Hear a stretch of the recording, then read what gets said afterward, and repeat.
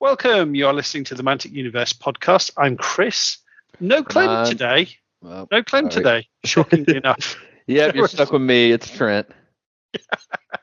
That was very much you were going into a counter charge, and I'm Trent. So, cool. So we're doing a very quick special sort of episode today, and it's all very confusing because we've recorded things at all different times, and we talked about Back to the Future, so it's all got very confusing.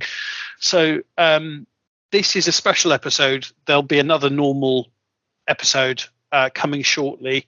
So Trent and I are just going to very, very quickly review the Deadzone 2-player starter set. And then to follow, there's also we also sat with Clem and pre-recorded Trent our gaming weekend. So, you know, what happened, how it went, our lists, all that good stuff. And then actually I've gone wild card, and I did it all in one sitting, which is not necessarily the best way to do it. I recorded the short story, the 2-part short story, The Fall of Omega 7. Now, I don't think Audible professionals record it all in one sitting. So there's a particular kind of Asterian weapon. I don't know how to pronounce that. So there's mistakes in there. It is what it is. I think there's value in it. And the other thing I just want to mention, just while I'm doing some housekeeping, is the fact that this month I haven't spent any more time doing editing, but what I have done is I've kind of looked into some of the tools that Audacity has to allow you to kind of automate things. So if anyone's got if there's anything weird this month, if people can just let me know via the Facebook group or our email address, I'd really appreciate it, because I've basically done kind of auto editing stuff that I don't normally do. So if anyone's got anything, any feedback on that, that would be great. Is that making sense, Trent? Yeah, absolutely. I think so. You're talking about getting rid of the the white space, right? That exactly. Auto thing you set up. Yeah, exactly. And I'm running a few filters and things like that. Just getting a little bit fancier with it. So I actually treated myself to an SSD drive this month, which has made the whole process quicker. So that's a game changer. Doesn't feel quite so much like my PC is about to die every time I try and save something or cut something. So so I tried to get a bit fancier with the time I have to do the editing. So let's see how this goes. So this is very much a kind of a test episode. Trent, and just quickly before we go, how's Adepticon planning going? How are your undead? It's going well. I'm getting a little stressed about finishing in time, but I have like the next week planned out. So I'm thinking I'm going to be completely done, knock on wood, by this next Sunday. So today's Tuesday, so maybe like 5-6 days I should be done. And then I actually wrote my my background story today really quickly in my phone at work when I was on my lunch break, of course, not during working hours. So gotta clean that up. If anyone's listening to this, yeah, exactly. Trent is not a time thief. And then the next biggest thing I have is to get my case figured out. But I think I have some foam with like the pre-cut inserts. I'm gonna try just to make the bases fit in there. So I'm not too worried about that. But yeah, it's kind of exciting. You know, I've been working on this since November, and I can the end is near, but I still have probably like 10 hours of work left. So I'm trying to stay motivated. Fantastic. Oh, buddy, thanks so much for taking the time. So in that case, let's move things forward. So this is the new Deadzone 2-player starter set for the Fall of Omega 7.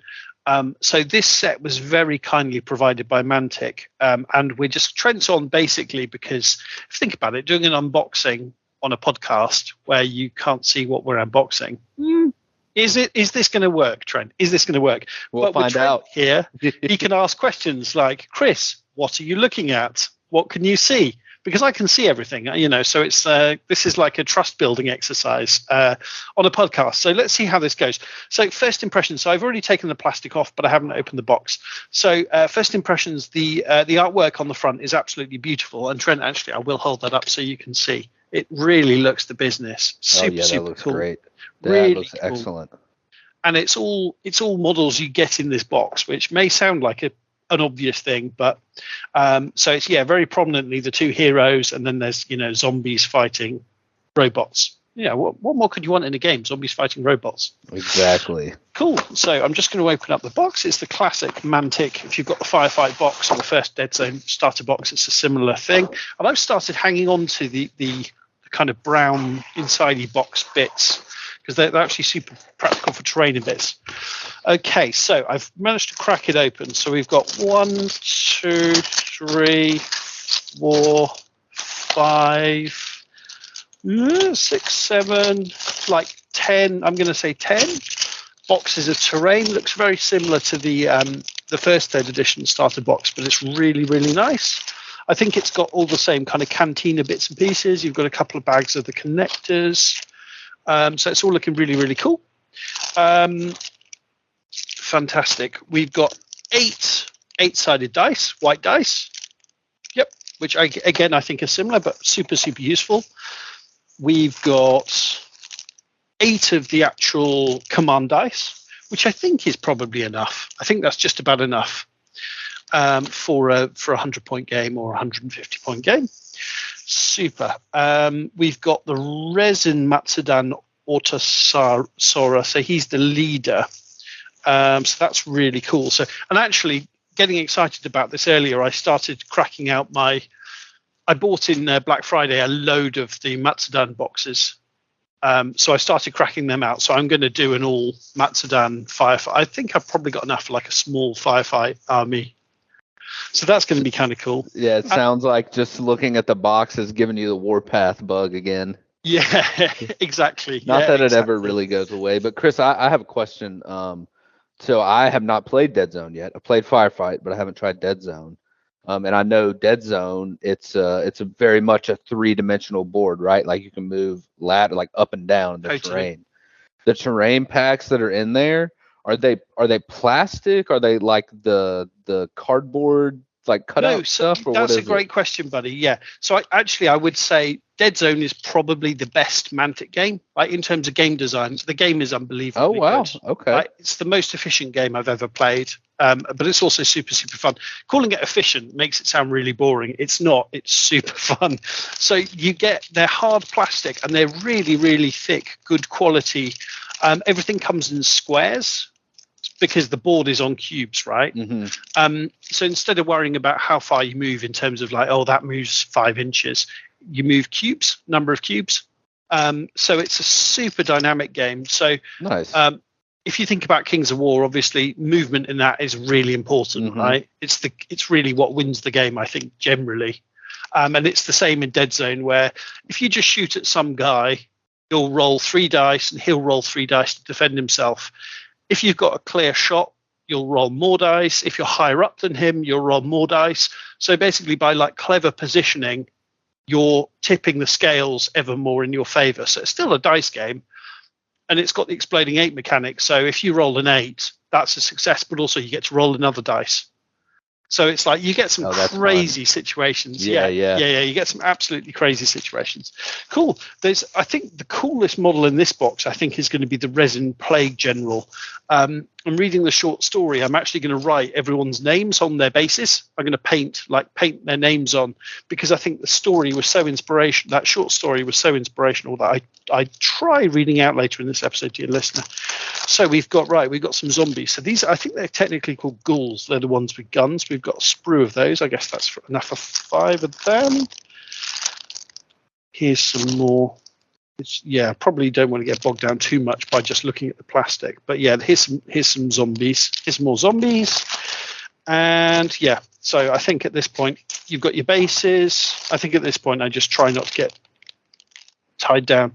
So yeah, a couple of hard plastic sprues for the Asterians and a couple for the Plague, as you might imagine.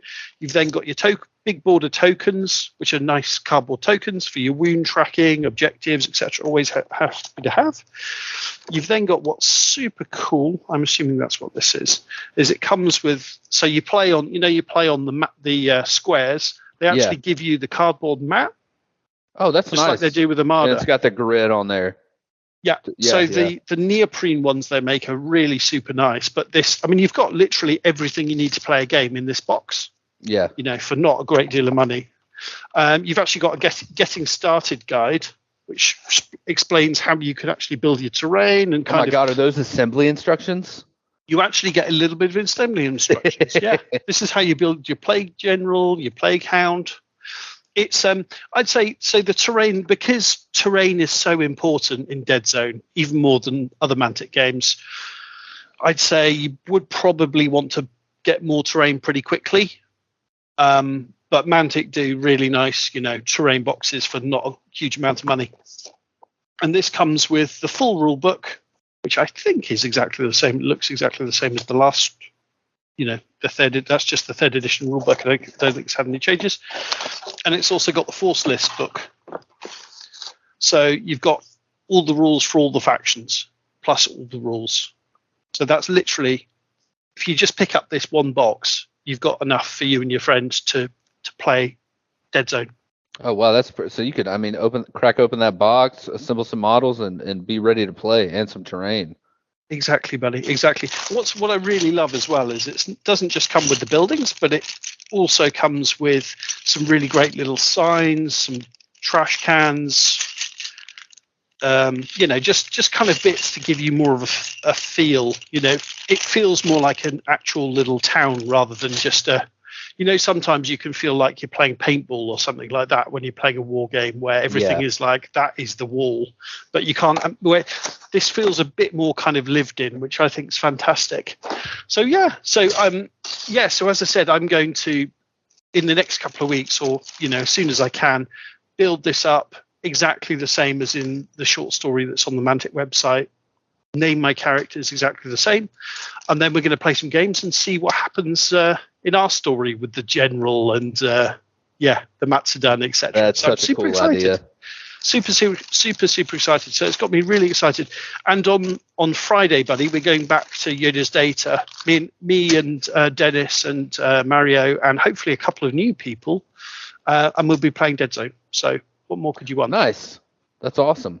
Yeah, but now I know you've never played Deadzone. We'll have to.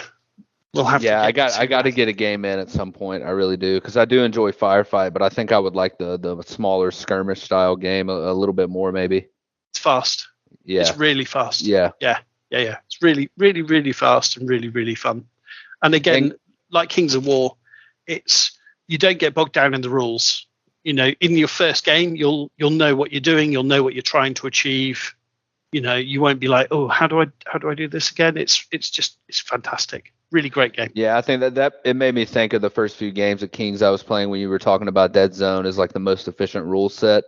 It's because Kings of War, the rule set is very clean, but the learning curve is pretty steep. I can remember thumbing through the book and for each phase and trying to figure out exactly what I was doing. But it's nice that this one seems like you can just maybe thumb through the rule book, watch a video on YouTube, or listen to a podcast and jump right in. But Chris, I did want to ask, so Mantic sent you this. Is it available to the public right now? Yes, it is. Yes.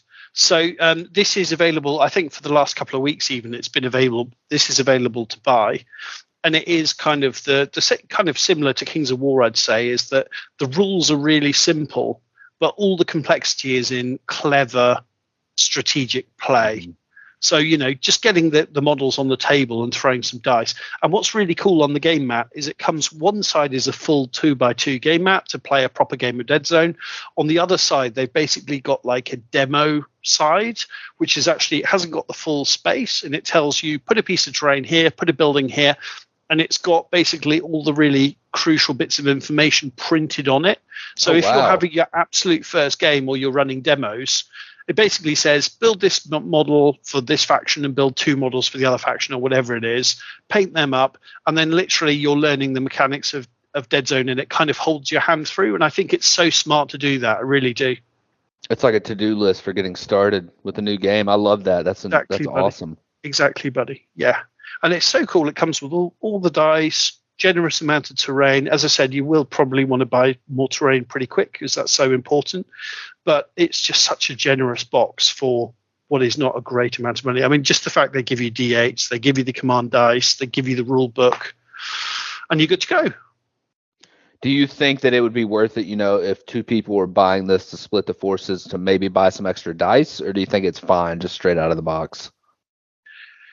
I think you'll be fine straight out of the box. I think with these box sets, they're always fantastic value. I always think it's, if you're going into it with a friend, and I really would recommend, this is a great box set to do that. I always find it's a really smart idea. You're okay to buy one and split it between you, but I always like the idea of get two, and then, you know, if one of you picks Asterians, your friend gives you his Asterian models, you give him your plague models. Oh, okay. And then you've got all the tokens each, you've got all the dice each, you've got a bit of terrain each, you've both got a rule book, you've both got a force list. Because otherwise you're like, okay, you keep the force book for now, I'll keep the rule book for now, and then maybe we'll swap or something like that. Whereas if you get one each, I think it's, you know, it's great, and then you'll have some flexibility with, I like that. Yeah, I'll give that guy a different weapon, because it comes with a full plastic sprue, so you can, you know, your plague guys, your ghouls or your Asterians, you can just, you know, mix and match the weapons as you like. So it just gives you more variety. So I think for me, that's the really good way to go for it. Cool. Sounds good. Oh, and we'll have to give it a try sooner rather than later. I definitely want to. I know you'll probably have everything painted by Sunday, so I'll do my best, buddy. I've got the kids tomorrow, but I'll do my best. Yeah. Fantastic. I think as far as an unboxing on a podcast goes, I think that was pretty successful. Yeah. Are you more excited to play the game now you've kind of seen a bit more about it? I just honestly, yeah. I think I still need to read that short story. I haven't, but I don't know. And I've kind of talked to you about this a little bit. Firefight just doesn't scratch that itch for me. And I know it's a first edition. And you know, I am like, I do have an interest in sci-fi. Now, granted, you know, my main love is fantasy. It always will be, right? Like Lord of the Rings, all that stuff. Like I love that stuff. But I like to change it up every now and then, right? Like I don't want to play just Kings of War for a year straight. Like I like to play a little Armada. But I think having Dead Zone, having that fast-paced game where it's more, I want to say, intimate almost, and I really like the idea of having structures, like, because I'm assuming so you have, like, each model has a speed stat where it's the number of cubes that you can move. Exactly. Do you have to use, so like if you were speed 3, could you move up 3 cubes? Is that kind of how it works? Yeah, that's exactly right. So there should be just basically like a logical way. So you assume that all the models, even the Forge Fathers, are kind of like crazy parkour special force guys, right? Yeah. So unless there's, you know, if there's just empty space, they can't climb up nothing unless they've got a jetpack, right? Yeah. But if there's a wall for them to scramble up or something like that, they can move up. Yeah. So they might be, the model might be for move, it might be 1-2, or it might be 2-3, for example. So it's either you move one space as a short action, or move the second number as a long action, basically. But if you move into a cube where there's an enemy model already there, it automatically triggers a fight. Yeah. So it counts as a charge. So you basically get a free attack, at which point, if you're the attacker, you got an extra dice for charging, or a couple of extra dice for charging. I forget what. But yeah, so there's loads of strategy. And for example, you've also got your command dice. I'm pretty sure they're called command dice. And you can spend them to do extra things. So you kind of bend the rules. So let's say, for example, you've got a sniper with a sniper scope. If you want to move him up a cube up to get a clear shot, if you've got a move on your dice, you spend that instead of physically moving him, and then he can still use his sniper scope, which is normally a long action. Oh, okay. So that's just one little example, but there's loads of ways. So you're not only thinking, okay, what am I trying to do? I'm trying to get on the objective, or I'm trying to fire my sniper, but then you're thinking, okay, what's the smartest way of doing that? And what's really cool is just those dice. You can spend one, you can kind of burn one of them at any time to re-roll one dice. So even if you roll and you don't get what you want, by the way, you get a re-roll. But if there's a dice and you think, there's not a lot I can do with that, you can still, you can always use it for something. So the game is like unbelievably efficient. You have so many choices. But you feel, honestly, playing the game, you feel clever, because you think, oh, hang on a second. Oh, I've got a dice there. Oh, I've got a splat, which is like, I'm not used to feeling clever, so yeah. maybe this game is for me. Me neither, buddy. Me neither. But yeah, so we'll definitely give it a try. I'm very confident you'll enjoy it. It's just incredibly fun. You can play it in a small space. Yeah, we'll definitely give it a go sooner or later, buddy. Man, what you said, so you were telling me about the reverse side of the mat that they have, how it has kind of like, hey, put this terrain here, paint these models, do that. I want to see them do that, but with ambush for Kings of War. How cool would that be? Like to put terrain in there and have, maybe a 500-point list of both sides and say, okay, paint this regiment and paint this individual and put a forest here. Like that would be so cool. That's something Clem talks about a lot, right? Is he wishes they put example lists, 500-point lists or whatever, in those ambush boxes. Yeah, I think it would be great, to be honest, wouldn't it? But I really think 750 is a sweet spot for ambush, but I know honestly, 750 points when you're just starting and brand new can be a little daunting, especially if there's like a regiment or two in there. But that's just, yeah. I think Mantic they made me very happy so far this year. So I'm with you, buddy. I think 750 for me, 750 is the sweet spot because you have enough units there. You still have to make really difficult decisions, but you've got 5 or 6 units, so it feels like Kings of War, doesn't it? Yeah. Oh, it's fun, isn't it? It really is. Oh, Such a good game. I can't wait for our game weekend. Yeah. Well, I think we hit everything, didn't we? That's it, buddy. Yeah, thanks so much. So there's more stuff. Dear listener, keep listening. There's more stuff. So Trent, me and Clem are just about to talk about our last gaming weekend. And then I have a go at recording a story. But yeah, Trent, definitely give the short story a go. It's in 2 parts. The first part is very short. And the second part is kind of where the action kicks off. But yeah, it's fantastic. Yeah, it's the best bit of Mantic lore I've read ever, I think. It's so exciting. It's really good. That's awesome. Fantastic. Trent, thank you so much for joining me for this little unboxing / extra episode of the pod. Of course, anytime. Thanks, buddy. Best of luck getting your undead manically finished. Oh, I need it. Thanks. Cheers, buddy. Thanks so much. See ya. Bye. Hey there, I'm Brian. And I'm Rick. From Deadzone the Podcast. And you're listening to Mantic Universe Podcast. For everything Mantic under the sun. Okay, so Chris here from the past. So we're recording this segment independently of everything else. So we're all very confused. So it's Chris, and we've also got Trent on. Hey, guys.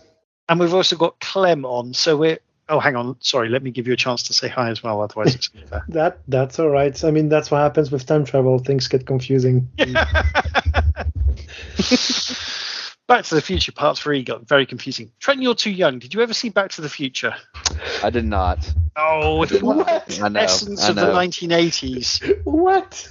That you didn't see it when it was in the movies, I can understand, but not at all. I get the general premise of it with the DeLorean and everything. Like I got it.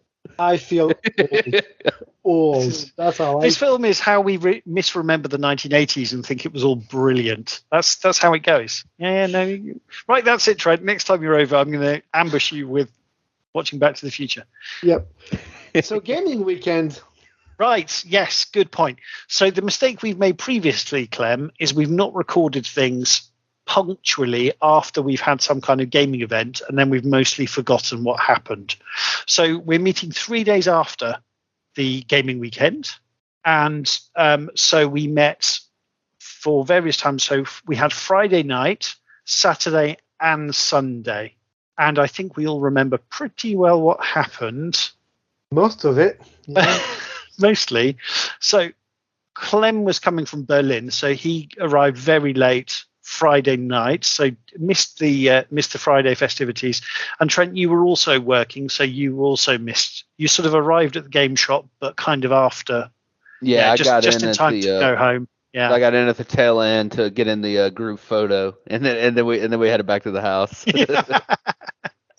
So what did you play at the store, Chris? Can you tell us? Friday night was kind of the perfect chance to do some demos. So we played Kings of War Ambush, and my friend Mario had his first ever game. He's my buddy I normally play Deadzone with, and he's played a little bit of Firefight. So he had his first game in Kings of War against Dennis. That was really cool. I got a couple of people's phone numbers to do more demos down the road. People saw it and were interested. So that is, that's good news. And it's all people I've spoken to and seen a few times. So we're building something there. That's exactly why I wanted to do it in the shop, right? So that's fantastic. But also, it's just a really nice place to play. I really enjoy it. We had a couple of demo games of Ambush. I brought 4 armies, and then we turned into a 2 versus 2 battle with a manual. But we kind of started that a bit late, and 10 o'clock came around pretty quick, and we got chucked out. So I think we only ended up playing 3 rounds of that, but it was good fun. And then, I think we should just go straight to Saturday morning, right? Yeah. Hey, Chris, I wanted to ask, what was the name of that game store again? I can never remember. Yeah, so it's Yoda's Data, which I if I'm completely honest, I think is quite a silly shop name, but things translate weirdly, right? So it's Yoda's Data in Idstein, and it's a lovely shop. It used to be a theatre that unfortunately closed down during COVID, so that's why in the pictures there's all the kind of like old film posters because they've left them up. But it's a lovely little shop, super, super friendly, super nice people. I kind of jokingly say this, but it's absolutely true. So when you go in there, there are girls painting models, and that is not weird. And in other game shops I've been in, that would definitely be a thing. And the fact it's not a thing in Yoda's Data makes me very relaxed. Do you know what I mean? It's friendly, it's warm, it's not creepy as other game shops can be. Let's be honest. It's a nice space, yeah, for sure. Yeah, that was probably going into too much detail, but I do feel that quite keenly, to be quite honest with you. And then Saturday was basically our ambush day, right? Yeah, I think we woke up, had our pretzel and coffee, and we got right to it, right? Got right to it. Yeah, I challenged you, Trent, which turned out to be a mistake. Spoiler alert. So let's. So while we're getting into it, let's very quickly just run through our respective 750 points ambush lists. Trent, do you want to take us? I'll take us from the top. So I played Undead. I have a total of 7 units, 11 unit strength. I'll just start from the top here. So regiment of zombies, a troop of ghouls, 2 regiments of zombie trolls, 2 regiments of wights, and a necromancer with the inspiring talisman and surge 6. So it's a pretty hateful list for 750 points. I'm not gonna lie. I really say it's list title cuddly list or something like that. Is it? Yeah, no, it was the first time I played it. I had a really great time with it, and it was nice to finally put some of my undead models on the table because I feel like I've been painting for years now, but it's only been like 3 or 4 months, so I'm making good progress. But to be fair, you have fit years worth of painting into 3 or 4 months, right? Yeah, it's really like a timeline of my entire hobby journey, so it's pretty interesting. I'm very proud to have it in my display cabinet, even though it's only 2/3 done. But we're working on it. And you must feel like Michael J. Fox, right? Because this is the first army you ever did, so you're going back to the future. All right, that was a pretty good plug. I was a bit concerned you wouldn't know who Michael J. Fox is, but I think from the context, I think you'll get it. Clem, do you want to go through your list, buddy? Yeah, sure. So my list is just a small subset of my 2,300 point list. It's the same story, same mage trying to go on adventures. And so in the list, I have 1 mage priest with surge 8 and hex 3, because I had some remaining points there. I got 3 regiments of fire elementals, because why wouldn't I? And then on top of that, I have a regiment of Scorchwings and a troop of Ancients, and I gave them the Life Leech 1 item, because same thing, to use up some points. And that's it. What about your list, Chris? I thought, again, that was a really good list. There's no fat on that. That's just lean, mean, surging machine. I think, yeah, it has some potential. Yeah, the fire elementals can both punch and take a punch.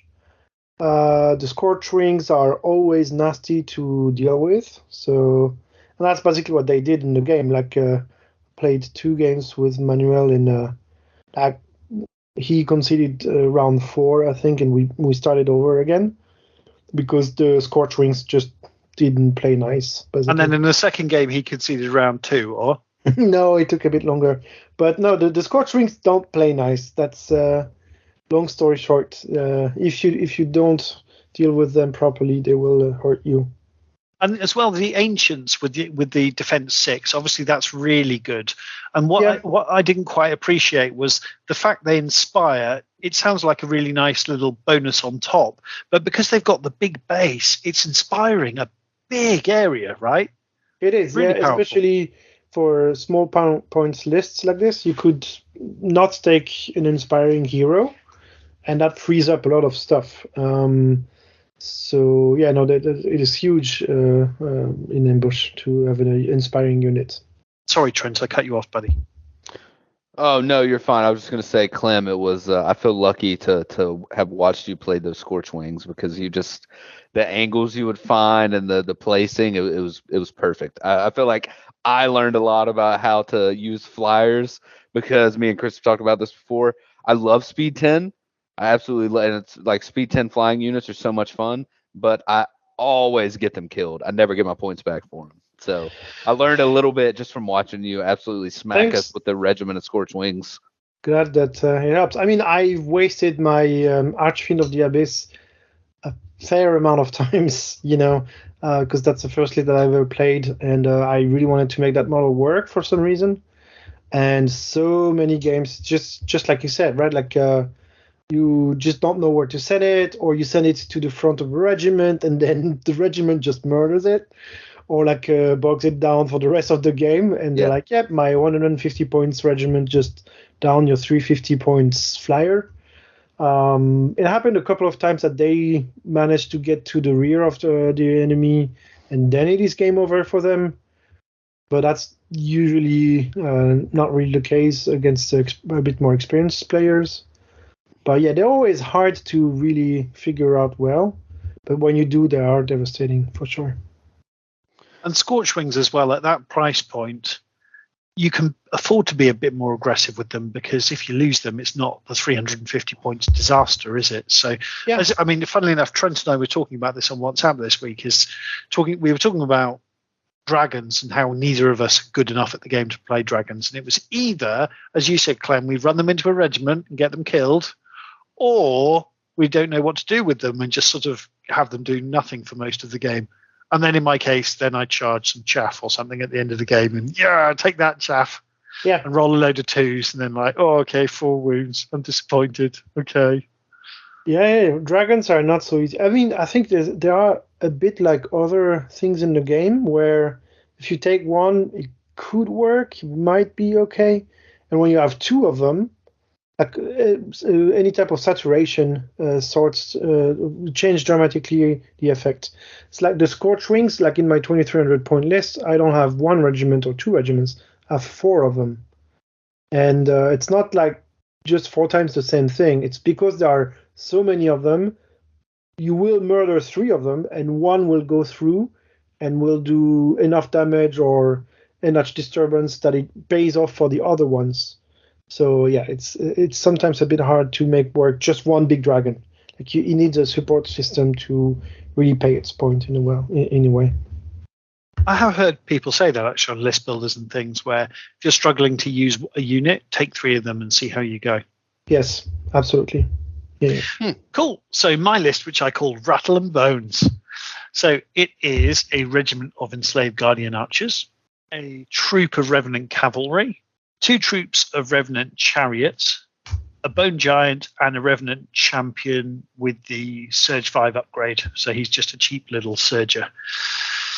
And that is 6 units, 750 points, and a massive unit strength of 5 with 1 inspiring unit and no items. Yeah.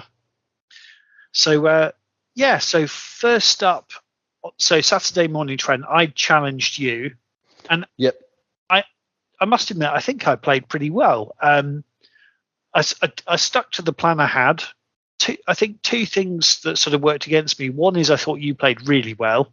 So thank you. You kept all your stuff together in a very cohesive way. And I was trying to just sort of get you to spread out a bit, because I think if I could have got you to spread out a bit more, I think I could have, jumped you. But you positioned yourself really well. You didn't make any silly mistakes, which we're prone to do.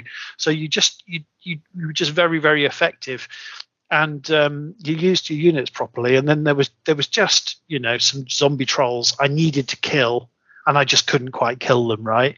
But your whites, did what whites do. You used all your units really, really effectively. So in the end, it was one of those games where it felt like it could have gone either way up until the point it went, and then when it went, it really went in your favor. It was such a good game, Chris. Like I don't ever remember thinking like, oh my god, you have some of those games where you're like, oh my god, it's turn 3 and I know I'm gonna lose, just something like that, or like, oh, I got this in the bag. I don't think it was until like the bottom of turn 5 where I finally took a breath and I was like, okay, I think I might have this one. It was just so close. But yeah, I actually found so this is the first time I've actually played with zombie trolls, and I found that them, being large infantry, height 3, with obviously the whites behind them, they're not going to be able to see over them, kind of limits your options a little bit. Like that's why I love in the 2,300 point games, like having a legion or a horde of zombies and then having the whites behind them. So everything, the waves crash on the zombies and the whites fly up and charge from there. But so it kind of made me play a little bit differently than I'm used to. I mean, that being said, I haven't played Undead in like a year, but no, it was such an excellent game. And Chris, I got to say, I love your list because you compete in every phase of the game, right? Like you have the shooting, you have the magic, you have the speed 8 Revenant Cavalry, and then your combat with Shobik Jr. Like it's a really well-rounded list. And honestly, Shobik. I think I want to say the only reason I won is, didn't I get lucky on like a nerve roll, where like a pivotal nerve roll? I can't remember which one it was. I had a fair chance to win, and I think I needed to roll a 6 on the zombie trolls. That's what it was. Yeah. And after that, I just looking down at the dice, going, "No, I think that's the game." And it was, but you played really well, buddy, and it was just, as always, just an awful lot of fun. Yeah. I loved it. That was such a great way to start the like full day of gaming. But Chris, you know why you messed up that roll, right? Why's that? You didn't use the dice cup. I'm telling you, the power of the dice cup. I left the dice cup in the basement. Oh, yeah. No. When everyone had gone, I went downstairs and was like, "No, here's my dice cup, my Dreadball dice cup I got from Mantic. Oh, I could have won." And perfect. But yeah, Trent, it was a very well-deserved victory, buddy. You played really well. Well done. Really, really well done. Thank you, sir. Yeah, it was a blast. What scenario did you guys play? Sorry, what scenario was it? Invade, I'm going to say. Yeah. The first one was Invade, and the second one was Dominate. Nice. And Clem, you were off playing 2 games while we only played 1.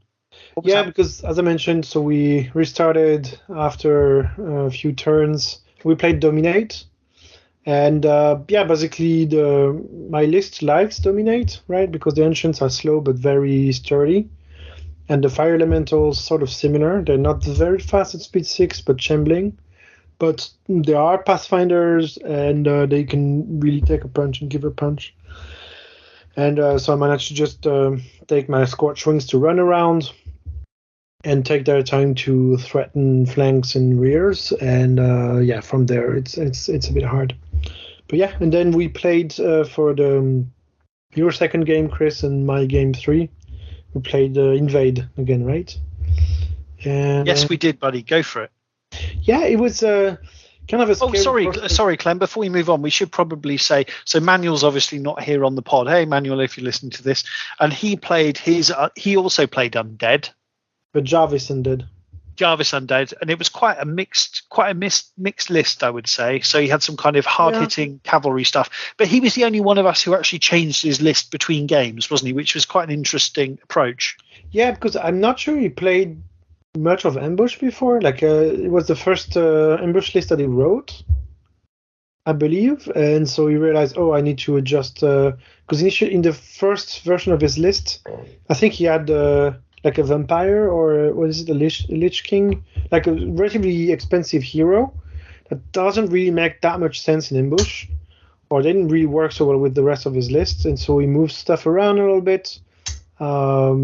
Just to make it slightly more nice to play. But yeah, otherwise I don't remember exactly what was in this. Like a bunch of infantry, like some zombies, as you do, some revenants, some revenant cavalry, some Soul River cavalry. Yeah, he had the troop of Soul Reaver cavalry, which was really nasty. And I just want to say, because I played him my second, after I played Chris, I played Manuel. I just want to say, I think in the future there should be no list changes allowed for the weekend, because he absolutely stomped me. He tabled me. Let's go straight into this then, Trent. Because I think if I tried to change my list on the fly like that, I'd definitely cause myself more problems than I solve. So it's really interesting that happened. And I'm not sure I really was paying attention to what happened in this game. So to be honest, I'll be very interested to hear what happened. So he made the changes. Do you remember which scenario you guys played? Yeah, so game one, when me and you played Chris, it was invade. Game two was dominate. And I, stacked up my center, had the whites behind, like kind of move it as a, I don't know, battle group, I guess is what you say. Which is what you did against me. Yeah. So I was feeling good, man. I was on a high after beating Chris, right? He was feeling like Biff in Back to the Future Part 2. And he just had, I think he had two or three regiments of zombies, and no matter what I threw at him, I couldn't chew through it. And he got a very good, he outsped me pretty heavily, because he had the troop of Revenant cavalry and then the troop of the Soul Reaver cavalry. So I knew I was going to take the charge, right? But I was trying to position myself to be able to take the charge and then punch back. But I did, he played like an excellent game, and no matter what I threw at his zombies, I just couldn't get through it. I really couldn't get through it. And oh man, Emmanuel's gonna laugh if he hears this. At one point, I think it was turn 2, he charged his Revenant cavalry into my troop of ghouls, right? So I was like, obviously put the troop of ghouls out. He charged him. I'm like, perfect. That's exactly what I wanted him to do. I front charge him with a regiment of whites. I flank charge him with a regiment of whites, right? I mean, granted, okay, so that's only 9 attacks because it's a regiment, but that's 27 attacks. I think one was hindered, so it was hitting on 4s, but it's still, 4s and 3s at that point, and then the other one was 3s and 3s. It took me 3 turns with those 2 units, like still getting the flank, to kill that unit, kill that troop of Revenant Where was your dice cup? Where was your dice cup? Oh, man. I don't think I was using it that game. But if you're putting all that hurt into one troop of Revenant, you're not going to win the game, right? Because your hard hitting things are not going to be able to do what they need to do. Yeah, that's rough. It was a vendetta at that point. And Emmanuel, he played an excellent game, like gummed me up with his Revenant cavalry, kept healing his zombies, life leeching stuff back, and it did really well. The zombies did work too. I'm pretty sure a regiment of zombies killed one of my regiments of zombie trolls, so it was interesting. Great game and a well-deserved win to him. Yeah, fantastic. And I really enjoyed, it was really swingy, right? We all won some, we all lost some. That was really, really fantastic. And Clem, let me just get out a cigar and a nice glass of caviar. Glass of caviar? Glass of, what do people drink? Cognac, that's what I'm thinking. Maybe, or orange juice. Or maybe, I've got a water, it's pretty good, it's pretty tasty. While you describe our game 2. Yeah, I think we played Invade and you won. Just spoiler alert. We can just cut there. Yeah, I think that's right. No, I mean, from the thing is, in ambush is any potent shooting is quite scary because you lose units pretty quickly, right? Like shooting against a regiment or a horde is like, yeah, come at me, bro. Like you can shoot at me for 2 turns before I start feeling particularly shooting on 5s with no piercing, right? Yeah, like a few plinks here and there. It's like against a regiment or horde, no impact whatsoever, unless you do a lucky 6, like a foreshadowing for the big battle, right? But so I was kind of wondering how to move my fire elementals to kind of stay out of range or line of sight of the chariots and the enslaved guardians, like the nasty shooters. So I stayed a bit behind too much, and one thing after another, the chariot troops just made it across the board, and that's I think that's the only. No, I had the ancients across the board as well. But yeah, it was still didn't manage to block you. Like you would think, EOD is just shambling all along, and so it's slow. But once it's in charge range, it's not slow at all anymore. And so yeah, it's kind of how it went. I managed to deal okay with the Scorch Wings, which felt weak. Yeah, because so I sent them to the back as you do with these. My back, yeah, like a speed 10 nimble. Of course, you wanna throw it and try to take threatened flanks, but you shot them down, I believe, right? That's right, yeah. And you shot them with the enslaved guardians. No, I don't remember. Yep. Yeah. So. Yeah, in that case, that works to deal with that type of threat. But yeah, still an interesting list, and it's cool to see also the OD what they can do. Like the shooting and then charging is quite interesting with them. When I started building the list, I was really keen on the idea. So I had a mega army and the half of the Sands of Amun set, and basically what I set myself a little goal of.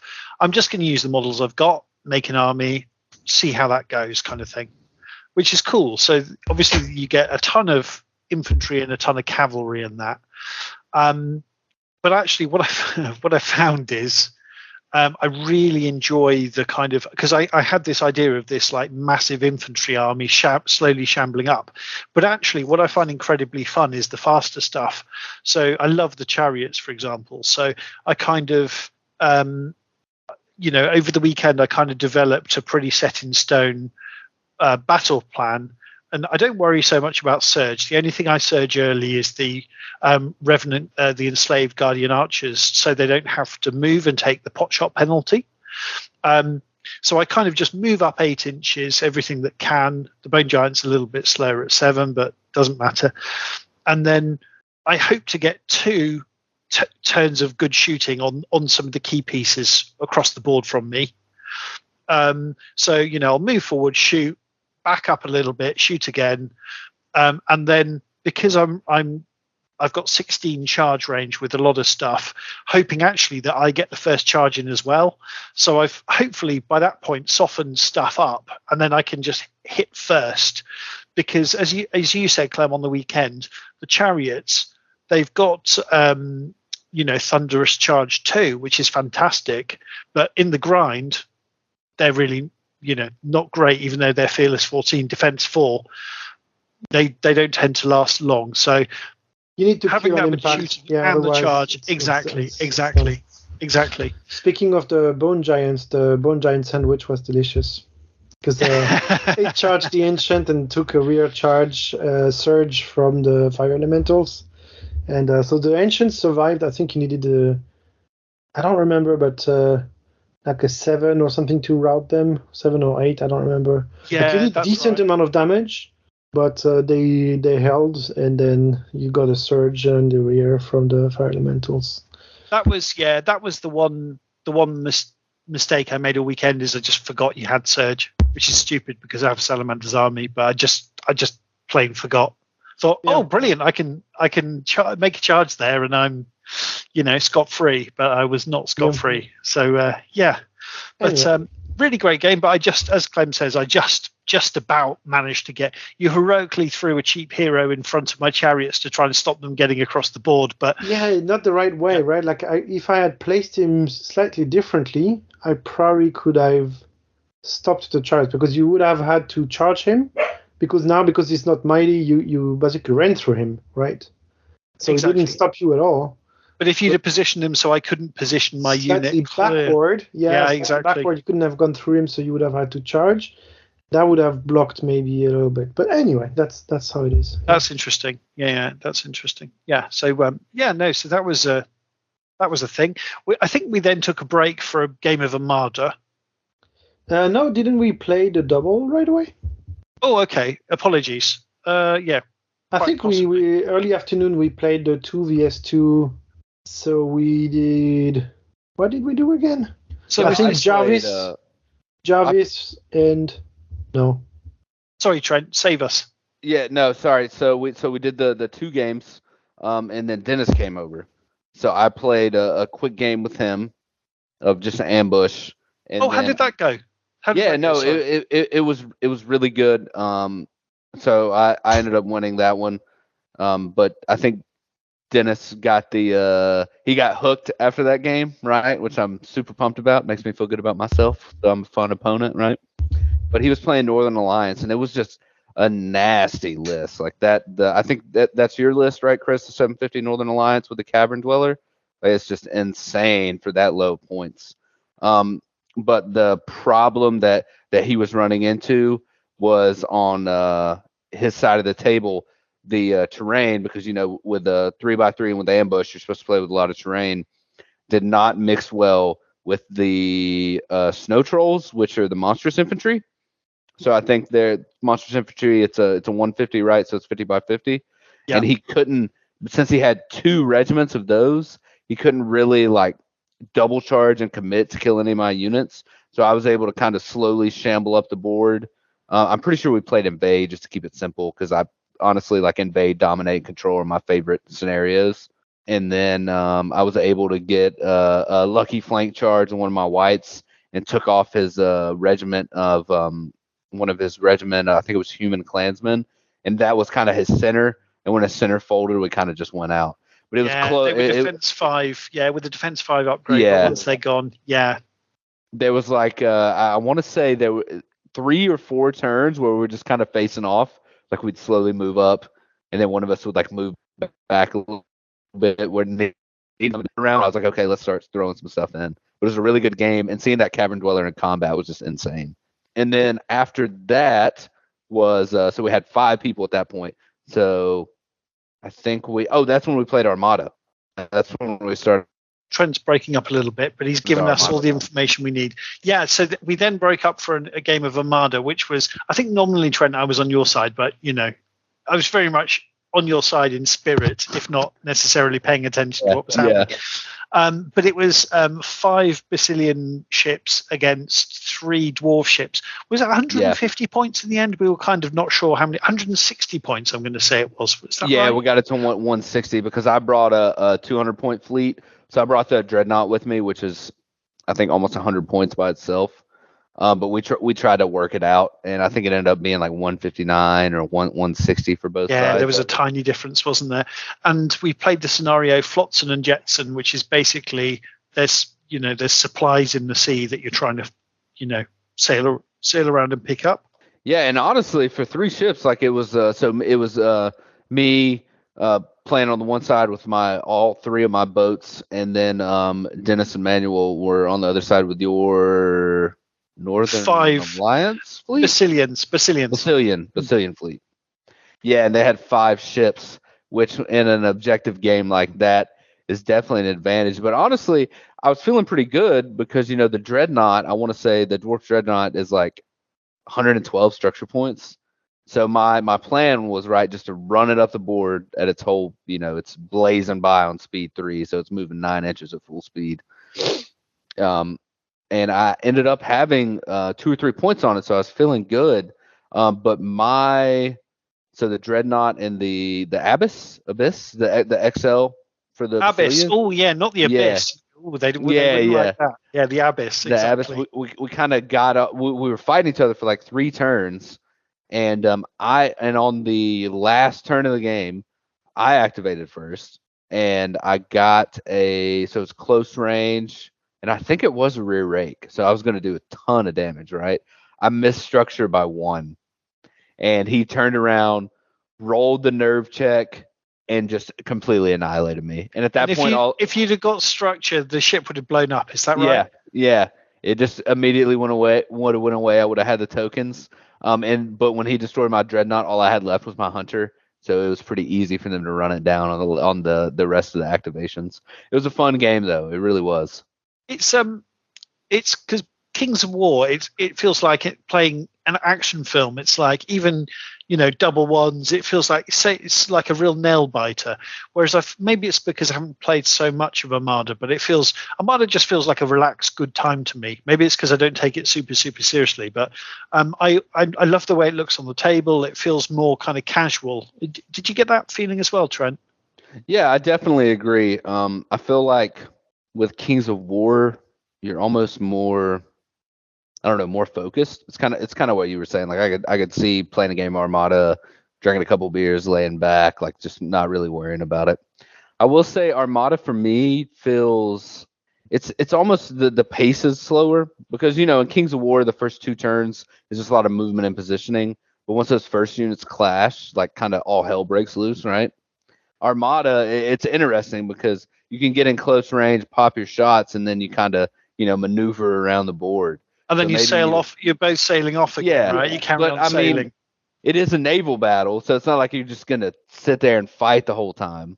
So it's definitely feels different, and I absolutely love the model options for the ships. Like the Dwarf fleet looks amazing, like all the other ships, and then also the Trident realm, the models look amazing too for those when they come out.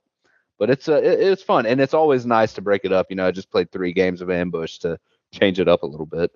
Yeah, that was cool. I mean, it's something I think we won't dwell on it, but something Clem said a few times, and I kind of know where he's coming from, let's say, is that the game takes just probably about 30% longer than you think it will. I think that's probably about right. I it does agree go with on. That. Yeah, it's 8 turns. I feel like I do like that it's a guaranteed number of turns, so it's 8 turns. Right? Yeah, 8 turns. But I feel like if it was 6, maybe I would enjoy it more. But I don't know. I've played like 3 or 4 Armada games, but I've had a blast every single time. Yeah, I mean, fun too. For me, I think I agree with you, Chris. Like I love how it looks on the table. I love the models are really nice. Like I enjoyed making my Brazilian fleet. But the game itself, like in a way, I like it because it's quite different from the other games that I play. So you really have to think differently about it. But at the same time, I guess probably I'm not experienced with it yet enough. I don't really understand what's going on, right? Like it's a bit hard to figure out, okay, what's going to happen maybe in 3 turns. And so I think in a way it's a bit frustrating for me because of that. Like I feel like, I'm just along for the ride. Like I'll just move ships forward and see what happens. But I can't really come up with a strategy, if that makes sense.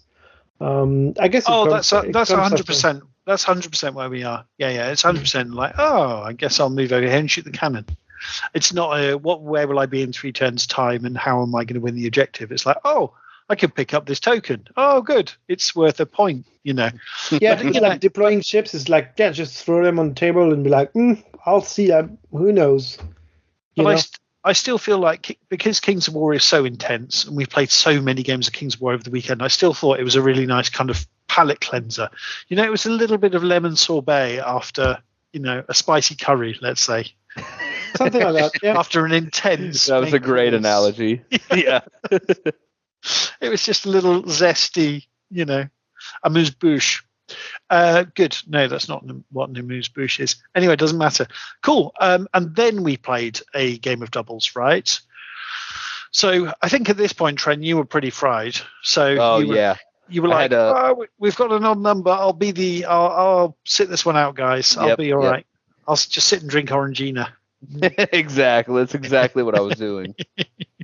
I remember, I think the first time Clem came over to my house, and I think I told you this, Trent, already, but for the benefit of the podcast, whatever benefit this has, and I said to Clem, we've got Orangina, and Orangina is obviously from France, and I was expecting him to go, wow, Chris, it's been years since I've had a good Orangina. Oh my God, what a hero you are! And he was like, yeah, okay. Whatever. I can't drink sugar. Clem, don't you love Orangina? It's like I think I had one when I was a kid a couple of times. I don't really remember, to be honest. Yeah, that's just me. I mean, that's another thing, right? Like a lot of alcohol was consumed this weekend, but not by us. I'm sure somewhere someone had a lot of alcohol, but not by us. I had some alcohol-free beers. Right. I very much enjoyed them. Yeah, Right, very right. nice. Craft alcohol-free beers, very tasty. Yeah, very nice. Good. Anyway, so that's enough. Kind of, and as we're speaking of which, I think I was actually kind of mostly cooking dinner while we had that game of Armada. But anyway, so then we got onto the doubles game. Right. So we So the played Saturday doubles game. So it was, if I'm remembering this correctly, so Trent sat out, and it was me and Dennis with his Northern Alliance. So EOD and the Northern Alliance. Yes, Yeah, that's the it. most natural allies in the world against undead. Manuel's undead, but he's playing them basically as Ophidians, right? With his Right. Basileia models, etc. And he's got a really cool backstory for that, right? Yeah. And obviously, Clem, you and your salamanders. So it's the most natural allies in the world. Perfect. Mm-hmm. Clem, Makes how complete much how much do you remember of this game? So I remember a little bit. I think the Scorch Rings did Scorch Ring things again. Basically, I think I got some help from Manuel in the center with his like the Soul River cavalry came from his side a bit more to the center and helped me. I remember this game pretty well, if you don't mind, buddy. Then go ahead. Yeah. So it was the Northern Alliance facing off against Clem Salamanders, which was risky because the Northern Alliance didn't have any shooting or really anything faster than speed 7. So that was a worry, I'll be honest. And then I was facing it off against Manuel. We had a big impassable terrain thing in the middle of the map that kind of naturally meant it was 1v1, 2 lots of 1v1, if that makes any sense, dear listener. So I was looking over at, what kind of ended up happening is I was focused on the enemy army in front of me, and I was only kind of, after every turn, I was kind of glancing over at Dennis, which was a mistake because he's a really new player. Then Clem, you're exactly right. You got your Scorchwings into a really scary position. There wasn't a lot Dennis could do about it. It was kind of, do I turn around and face them, or do I let them come onto us? It was not a nice position to be in. And then I think I was actually very interested by Dennis's reaction to this. So I think he thought at one point he was out of charge range. I think he thought he was out of charge range from the fire elementals with the 12 inches. But because he's a new player, he didn't know it was kind of base to base. He thought it was, anyway, it doesn't matter. You had to measure the whole movement. Yeah, he thought. Oh, that's exactly right. Exactly. So he thought, you don't have 12 inches of movement because if you pivot, it will be more than 12. I said, no, sorry, it's from the whole front, and yeah. So I kind of looked over, and there was just fire elementals and all things flamey hanging off of every possible angle of the Northern Alliance, where they'd just been double charged everywhere. But Dennis explained that to me, so he misunderstood the role, and I kind of said to Clem, Clem, he's not understood the role, the rules of the game. Maybe we think about this. And Dennis just said, no, I'm learning. That's fine. I won't learn if I don't, play the game properly. So, and I was super impressed by that, because if that was me, me, I'd just be having a little moan going, oh, it's really unfair. I didn't know that. Oh, I'm telling my mum. So it went very badly for the Northern Alliance, as it would do, where you just jumped on him and stomped him.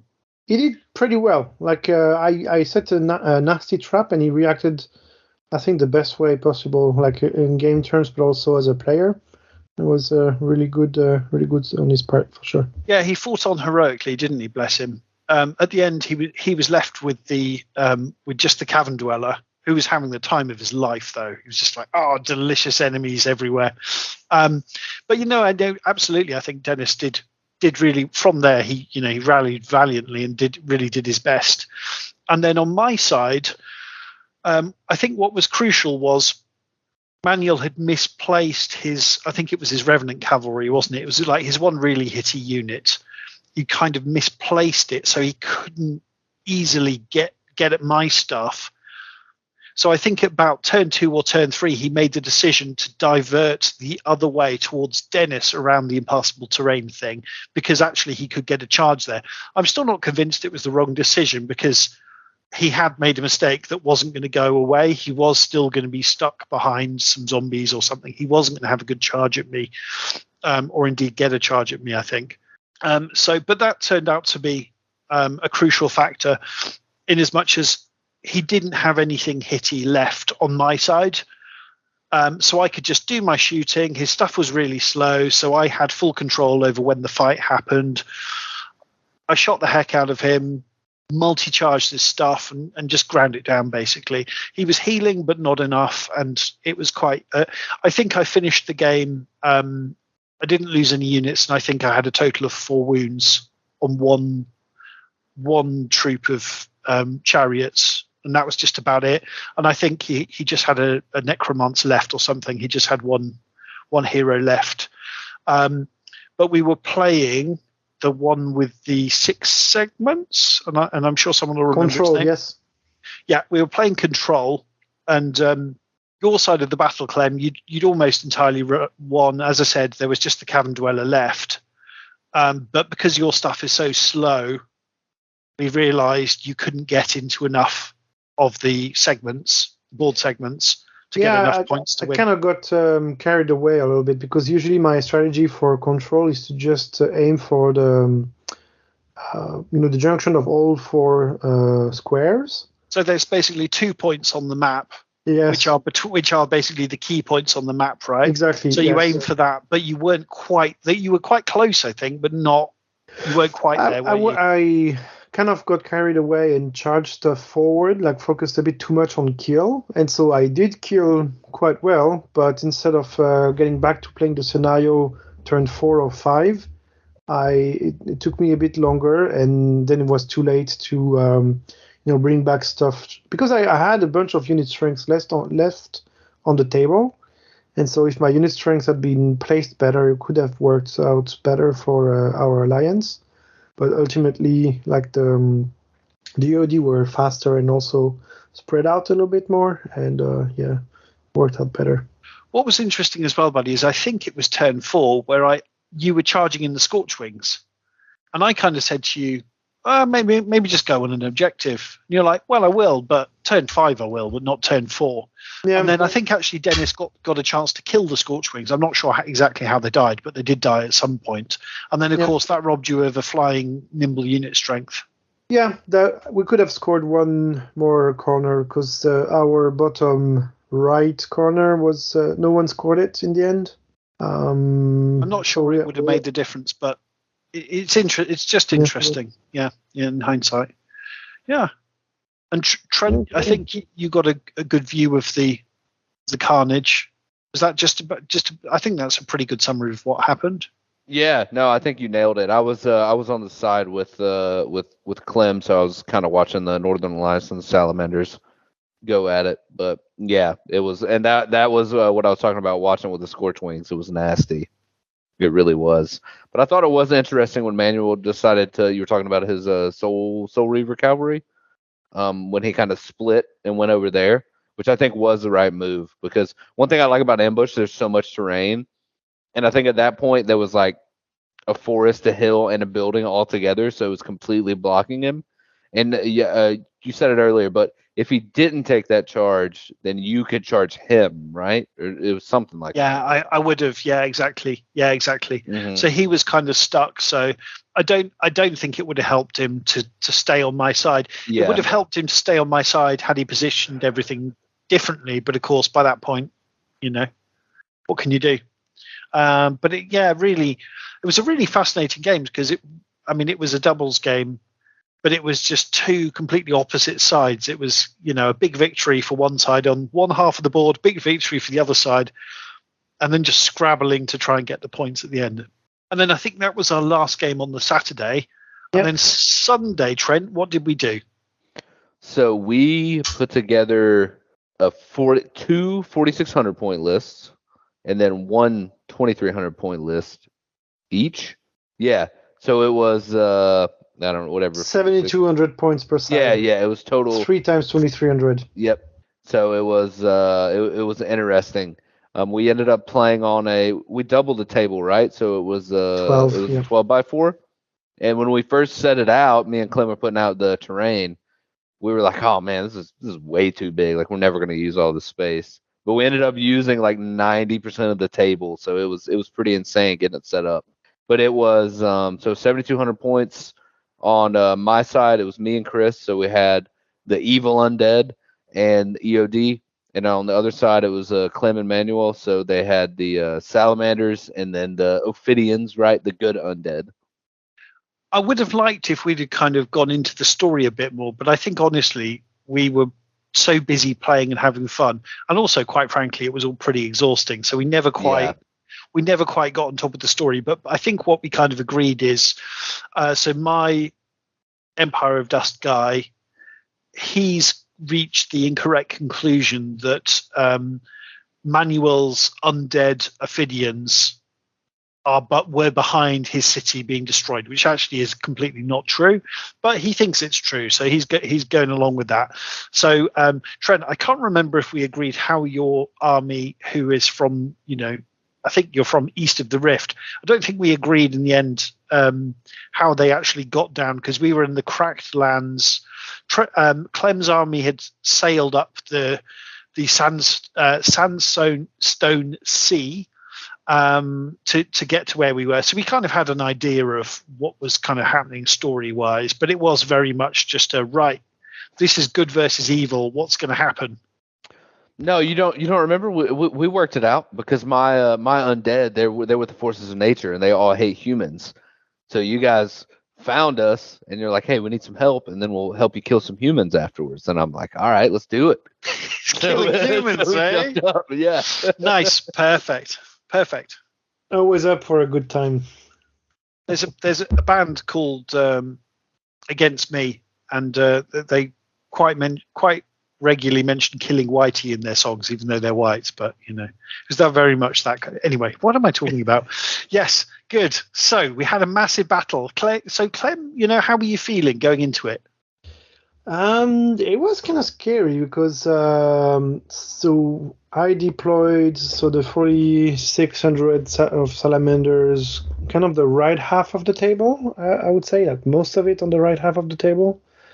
And Trent, you deployed a lot, like a big chunk of it, more in the center of the table. Yeah. And so I had a good chunk of stuff in front of me in one area. The rest was a bit more balanced, although Christian ended up putting some EODs in the hole that he left. Yeah, so I think this was partly due to the confusion over how much of the board we were, because I think we couldn't quite work out how big our battle lines would be, so we kind of weren't really sure how much of the board we need. Turns out basically we needed all of it. So I think that caused a little bit of confusion in terms of where models would go. But also I was busy. I was very tired, so I was kind of faffing with my list and everything, and basically it just wasn't up to speed where I should have been. So you guys were all putting models down because we were like, right, clearly it's a mistake, taking it in turns to both place a model and waiting for the other team. So we just said, right, get your models down, except I wasn't putting any models down. So, it's my fault in as much as I wasn't there to back up my teammates. So they were, Trent, bless him, was doing his best, but, when you don't have support, it's tricky. So Good deployed entirely before you guys placed about half of your army anyway. Well, if Good were doing dodgy movement tricks, there's something. That's the other way around, right? Yeah. That's the other way around. Exactly. Yeah. So I'm gonna take a lot of ownership for the snafus, but also I think by that point we realized. I mean, before we'd even set the game up, we realized we just simply didn't have the time for it, right? Because I think by the time we were ready to play, we had about 3 hours before we had to start breaking everything down again. Yeah, which it is what it is, even less than that, exactly, buddy. So I think it was about 2 hours 45 minutes. So it is what it is. We positioned things sloppily. Turn one, we moved up really stupidly. There were loads of charges that we just didn't think about because we were kind of rushing and tired and all the rest of it. So it was really so. Yeah, so let's discuss the double one because that was incredibly funny. Clem mentioned it earlier. 6. Some plink shooting went into your Drake on, what is it, Clan Lord on Fire Drake or something like that? Lord on Fire Drake, yes. Like basically, it's with a brew of sharpness, like the stupidly scariest guy. Yeah, OP. Yeah. He took 17, 19, defense 5. Come at me. I think he took 2 wounds. Just one. He took one wound and Trent double sixed it. No, That like was- he was about to roll and he's like, wait, I need the cup and the dice. Yep. so good, so good. that was was awesome. so enjoyable, and that was very much our highlight of the game. Everything from there was massive. It was downhill all the way. So we kind of positioned sloppily. Manuel played really well. Clem was just killing stuff. I think we made. I think Trent and I agreed. Actually, it was a really good idea to put the zombie legions in front of, like, for example, the fire elementals, because fire elementals only hit on 4s, but they're doing like really good quality attacks. But they're only rolling 18 dice, hitting on 4s. So, something like a zombie legion, it's gonna be totally fine, right? It's gonna hold them up all day if that's what you want to do. Even being double charged, it's probably going to be all right for a bit. So I think we had some good ideas. And I really like the idea, Trent, of, like, as you had in the ambush game, kind of layering things. So, like, instead of spreading your stuff out, you're moving forward in kind of a combined way, so that nothing's going to get isolated. That was really good. But the way we played it, because we were kind of putting things down quick, and I don't think you can really appreciate with that many units, it's very, very difficult. And I think actually Clem did a brilliant job of kind of understanding his army a lot better, and I think that's what decided it. But we kind of threw units down without really thinking about it. Sorry, Trent, go for it, buddy. Yeah, and you were talking about layering, right? So I think deployment was on point. The layering was perfect. The execution, subpar, because I got like Chris was saying, I got way too excited. I charged zombie legions in. I charged wraiths in. I put some gore blights in. I charged with my dragons, and then I'm like, okay, awesome. I'm going to charge. I'm going to do a few wounds, and then next turn I'm going to follow up with the whites, and we're going to punch a hole right through the center. Well, when the next turn came around, nothing at all had died. And I realized that all 5 hordes of my whites did not fit anywhere. So they just moved up 7 and stayed there. That's all they did. That's like 1,500 points of units that just like, okay, I guess I'll shamble up 7 inches, and then that's that. And honestly, I think for us to win the game, they needed to be just like a buzzsaw cutting into stuff, right? Exactly. We just needed them cutting a sway through the table. And then I think there was my side. I mean, I was just getting destroyed by Manuel, by this point. He had his really hitty stuff there. It was pretty dodgy. I charged one of the key problems I had was I had a horde of skeleton spearmen, and they had a flank charge basically on a dragon, like undead dragon, whatever that guy is. So I thought, God, 60 attacks. It's only hitting on 5s, but it wasn't hindered. I thought, I gotta take that. Did, I reckon, 2 wounds. It's 5s than 5s. So yeah, and actually, I think we worked it out, and they should have done 4 wounds or something. Which, again, you think about it and you go, I shouldn't have taken that charge, but it was like, it's rolling 60 dice. Come on, but as well at that point, I mean, that game, it was like a WWE crazy. I mean, if you're not doing that, you've done something wrong in this game, right? It wasn't about making sensible decisions. It was doing crazy, wacky things, right? But yeah, Manuel played really, really well. I have to say that. And then I think the only other thing I probably would touch on, because I think you guys have done a great job of explaining the game. The really interesting flank was the complete other side to me, where Trent and Clem were sort of staring each other down. So there was a huge piece of impassable terrain. I think it was one of the massive rocks I 3D printed. So it was there was probably a foot the other side of the massive rock and on the flank, and Trent had put down 2 hordes of werewolves and the the werewolf hero kind of thing. Yeah, like Canis. And I think that was about it. Is that right? But the dragon as well. I had the dragon over there. Yeah. Oh, of course. Yeah, you also had the dragon. And Clem had put down a troop and a regiment of ancients, the Phoenix, and I think something else as well. The horde of Scorchwings. Horde of Scorchwings, exactly.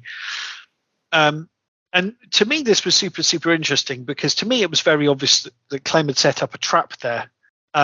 In as much as defense 6 with loads of radiance of life and heal and stuff like that, but of course if Trent doesn't go into that, then we've got a ton of points sitting there not doing anything. So it was we were in a really tricky situation. Yep, exactly. Yeah.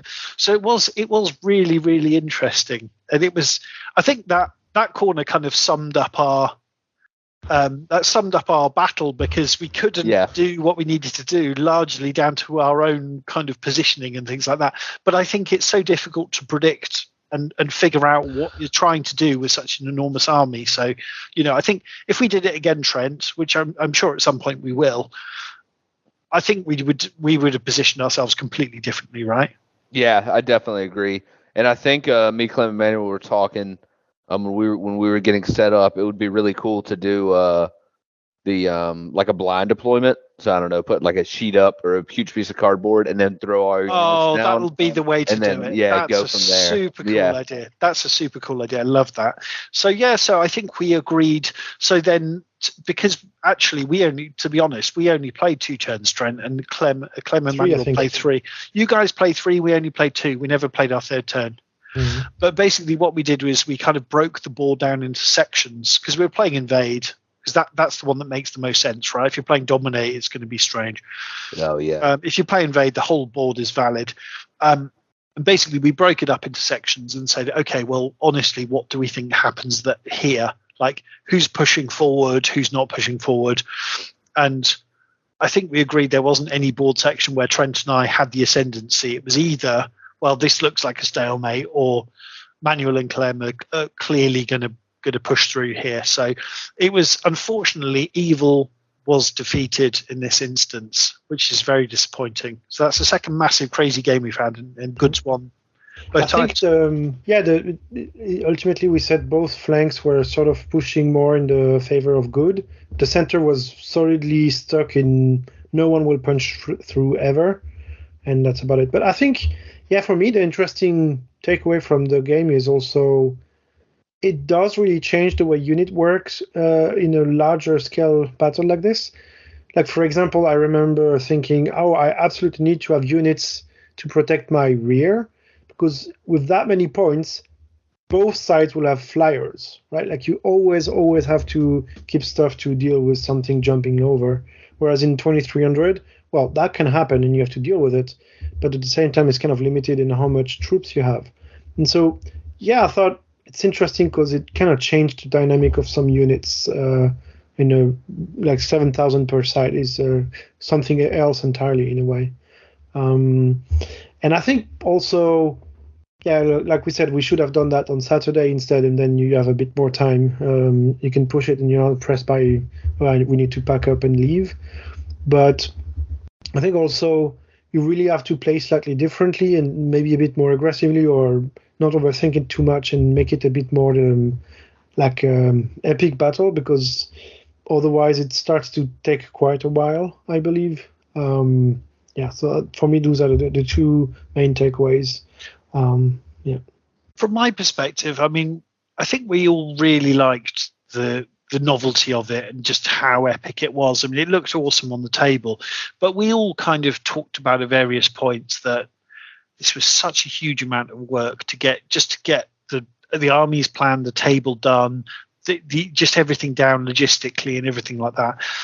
I think at certain points we all said the doubles game of Ambush was really fun, Yeah, it didn't really add so much compared to it, right? Like from a gaming perspective, sure, you see a lot more units on the table. That's a nice sight to take a picture, but once you start playing, having 1,500 per side with 4 players playing it is almost as interesting, if not more interesting in a way. I'm going to say, honestly, it's more interesting because let's say you lose a horde of zombies in the massive game. Oh, well, it's like, oh, well, never mind. Whereas, if you play in you've only got 750 points. Okay, you don't have that unit in Ambush, but it feels more exciting on the and I think actually, Clem, when you said we should have played it on the Saturday, if we were really, really leading into the big battle, we should have. But I thought about this since, and do you know what? I'm so happy with the Saturday we had.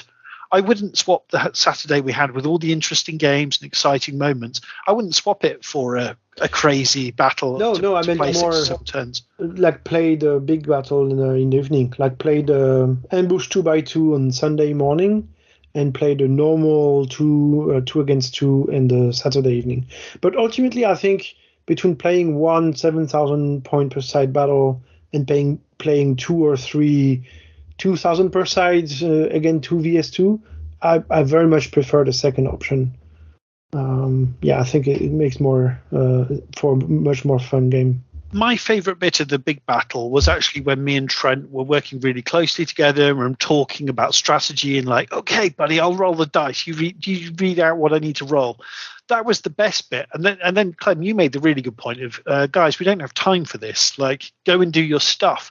So actually, the ambush game felt more interactive, which is what I love, right? Playing doubles is my favorite. With a hero like Trent, it's my favorite thing in the world, right? It's just, to me, it's the better. But playing with one good friend is great. Playing with 3 good friends is better for me. That's how I see it. That's like, it's just my dream. That's awesome. But yeah, the ambush game felt more interactive because it's a quick game anyway. We've got time to kind of discuss tactics, and yeah, of course, our 2 opponents are hearing everything that we're saying. It's not that's part of the fun, secret, but that's part of the fun. Exactly, that's part of the fun, and making fun of each other, etc. So, I want to like the big battle, and I do. Like, it's cool, I think, we've got all these models, and we've got the mats, and we got the tables, we can do it. But part of me thinks, we could have played a lot more if you have games. Even more time, then yes, maybe I think it makes sense. Or to make it even crazier, right? Like I think what I would do is play on a 12x4 like we did, and maybe 6,000 point per side, but I have 6 players per side, or something stupid like that. You know what I mean? Yeah, that sounds interesting. Yeah, like 3 2,000 point lists. Yeah. And I think one thing we need to look into is how can you make it more interactive? Like not just, okay, it's 3 1 vs 1 games that happen to be on the same table, because I think that's kind of a risk. But yeah, and ultimately, I think I would just play more ambush and smaller size games. What about having as you said, guys, like a 3 versus 3 massive game with a chess clock, where like, come on, like the last person to finish doing their thing is the person that has to press the chess clock. So if they're on the far side, they have to kind of like run around and hit it. That would be kind of fun. Yeah, I like that idea. Yeah, that's probably something to do. Or I'm sure we can come up with interesting ideas. And that will just change it completely from 3 people just sort of endlessly procrastinating to like, oh, for God's sake, go go go go.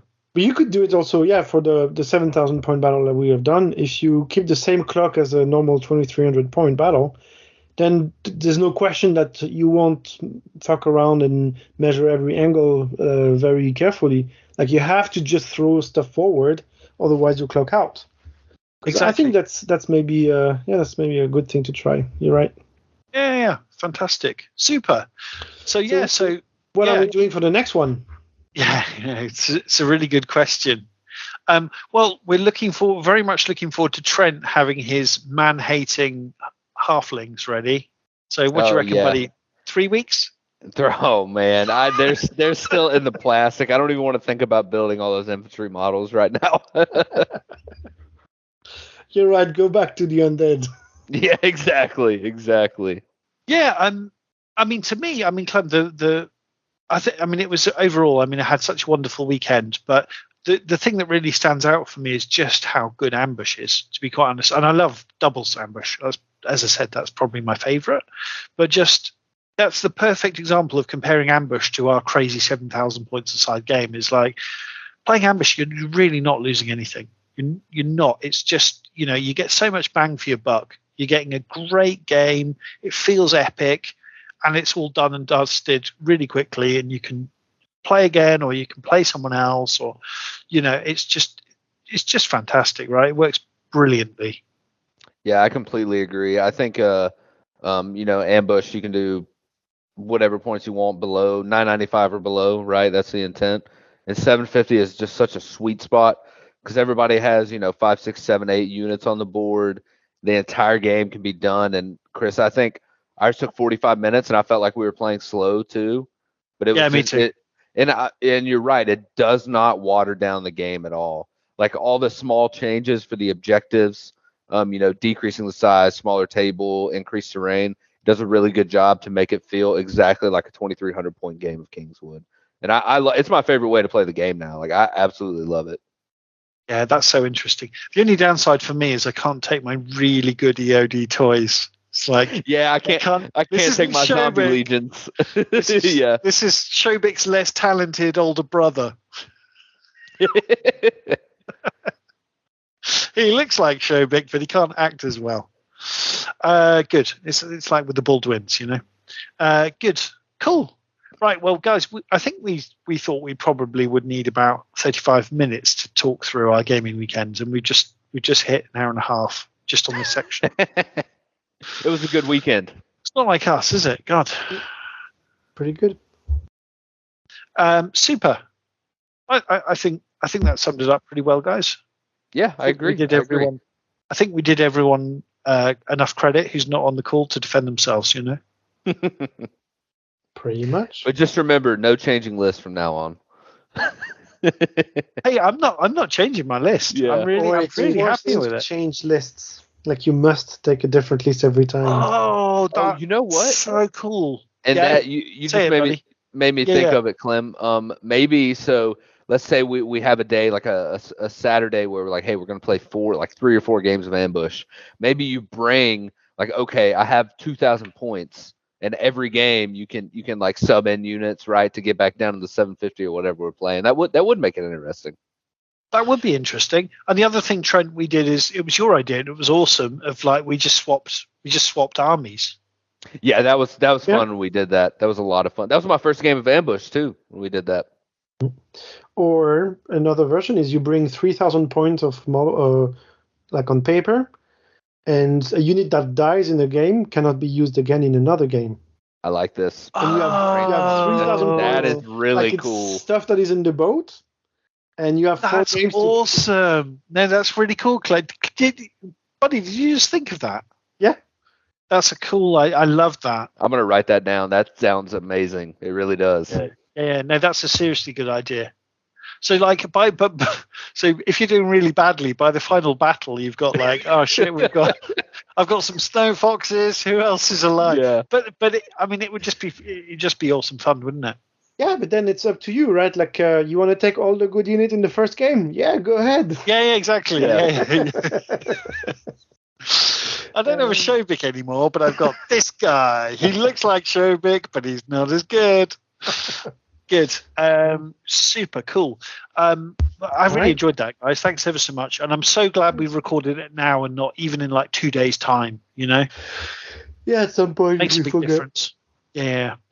At some point in the near future, we forget.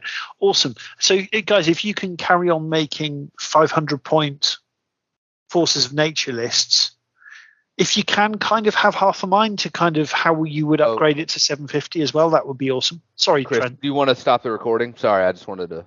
Yeah, thanks, buddy. Make it a little bit easier on you. Yeah, actually. Hello, dear listener. Chris here. So for this episode, I've tried to do something a little bit different. So I've recorded the full of Amiga 7, the fantastic short story that's free on the Mantic website. There's a link in the show notes. It's in several parts, so I've split it into several parts. And I'm pretty sure they don't do this on Audible. I've recorded it all in a single take. So there are mistakes in there. I apologize for that. But I still think there's some value in it. It's a really cool story. So if you want to read it yourself, please go to the Mantic website. Link is in the show notes. But I hope you enjoy the listen. Site. Within the halls of the Clades of the Five Daggers, 3 shadowy figures sat in near darkness. Occasionally their aging Asterian faces were lit briefly by assistants handing them data screens before being shooed away.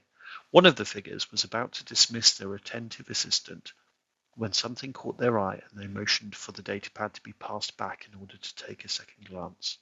An eyebrow was raised in the darkness, the equivalent of a scream of shock in any other less civilized race.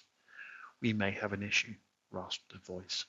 There was a pause. The Asterians have lived for eons. There was no need to rush. Proceed, came the eventual answer. There is another outbreak, and it is within our zone, Amiga 7. The information was greeted with a sigh, like that of a parent learning about a child's tantrum. Another Maison incident. We should just wipe them from this zone, came a third voice, an unmistakable edge to their tone. Our spies report that their data is proving more valuable, though closer to a cure, but they have certainly perfected the cause. No. This is something else, replied the original voice. There is no Maison facility, hidden or otherwise, on Amiga 7.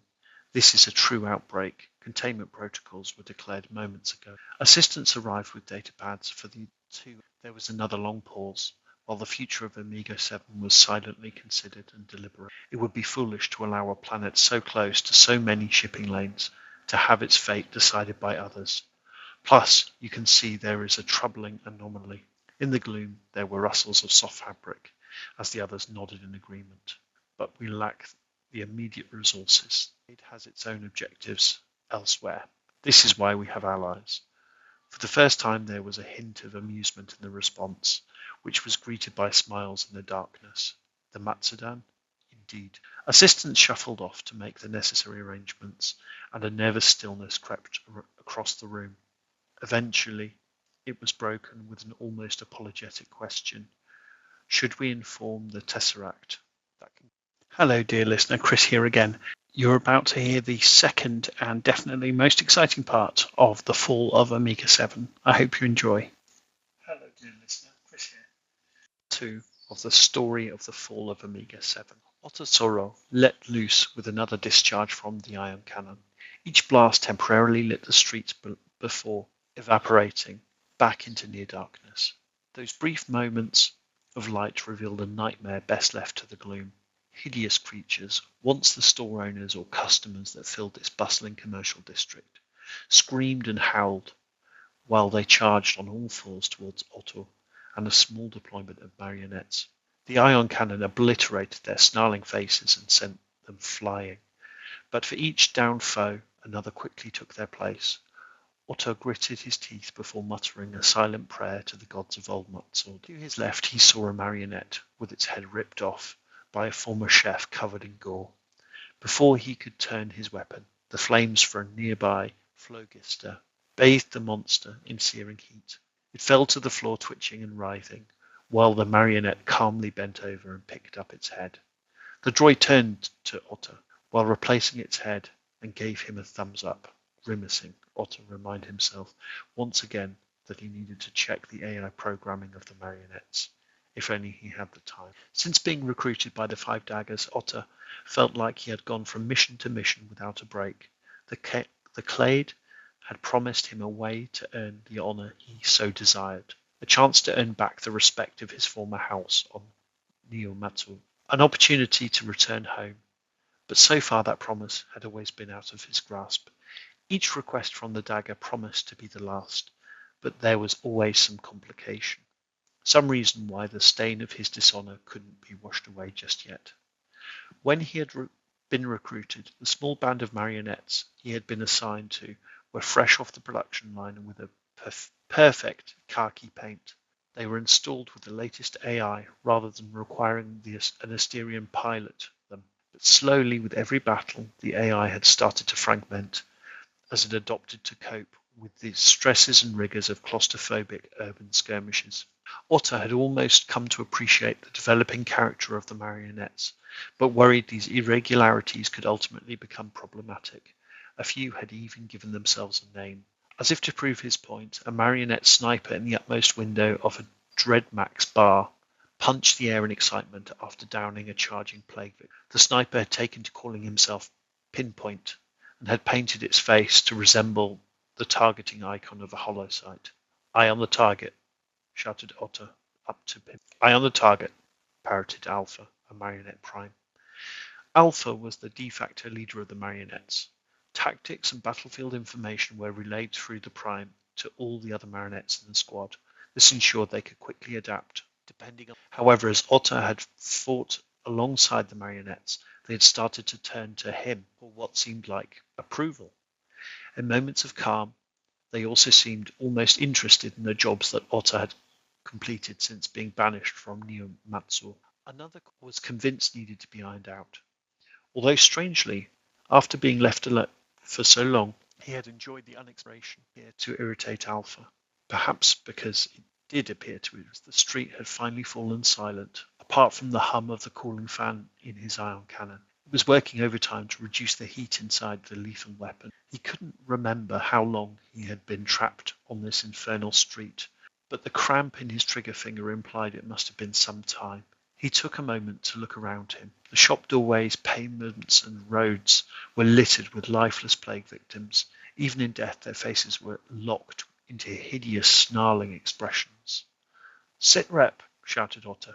After a few moments, a support drone hovered into view and paused in front of Otter. "I can provide a full battlefield analysis," chirped in Alpha. Otter noticed that with each mission, the Prime's voice took on an increasingly irritated tone. Likewise, the number 1 that Alpha had scrawled on his chest appeared to get brighter with each battle, as if the droid was attempting to prove a point by persistently repainting it. "I'd rather hear it for myself," growled Otter. "The immediate sector is clear," chirped the drone. "We are 2 sectors from the target." "2 sectors," replied Otter with a start. "When we arrived in this fragging city, we were only 1 sector from the target. Check again." The droid paused for a moment. "Recalibrating," it toned. Otter huffed a sigh of relief. He didn't like the idea of fighting through any more of this chaos than he had to. Despite fighting the plague in numerous dead zones, he hadn't seen resistance like this, even when he fought that aberration on Shiex, or Shield 10. But this was different. The attacks didn't seem mindless, and they had come in waves from different directions, almost as if they were herding Otter and his marionettes. He attempted to shrug the thought off. Just mindless beasts, remember, he told himself. 2 sectors is incorrect, offered the drone. Eventually, Otter relaxed a little. Targeted. "It's moving?" Otter turned on the Prime. "What aren't you telling me, Alpha? As per the mission, Sora, we are to locate the target and await further instructions. You didn't say anything about a moving target. Thought it was another Maison facility." "My briefing to you was clear. Locate the target and await further instructions." Otter eyed Alpha. It was almost like the marionette was enjoying this. "Put me through to the Clade," snarled Otter. "Making a fool of me would be a mistake." Otter realized he was pointing his ion cannon directly at Alpha. He cursed his temper. The whole reason he was in this mess in the first place, and carefully lowered the weapon. He noticed Alpha kept his no rifle firmly pointed towards him. No need for an argument, guys," came a stuttering voice to Otter's right. He turned to see Hammer walking jerkily towards him, its glowing eye flickering with each step. Out of all the marionettes, Hammer appeared to Otter to be the closest to a full malfunction. One of Hammer's grenades from its launcher had prematurely exploded on the previous mission and sent the marionettes flying into the wall of a nearby hard block. Otter was amazed it could still function. "Tell me the mission, Alpha. We're all allies here." Hammer appeared to be trying to nod enthusiastically, but only managed a jerky wobble of its head accompanied by grinding noises. Alpha paused for a moment, and Otter assumed the marionettes were calculating the best approach. Eventually, the Alpha lowered the no rifle and raised its arms to allow a blue hologram to appear. The hologram lit the dark street with an eerie light and showed a human's head, spinning slowly. "This is Chad Ryder, a general in Tromtech's elite Dark Ops unit," started Alpha. "General Ryder has been cited in more containment protocols in the past decade than any other human since the outbreak." Otter took a closer look at the hologram of Ryder. Even on the hazy blue image, there was a hint of malice in Ryder's sneer. Rumors spread among the humans that Ryder was immune to the plague. Soldiers fought to be one of Ryder's rogues, hoping his apparent immunity would pass to them.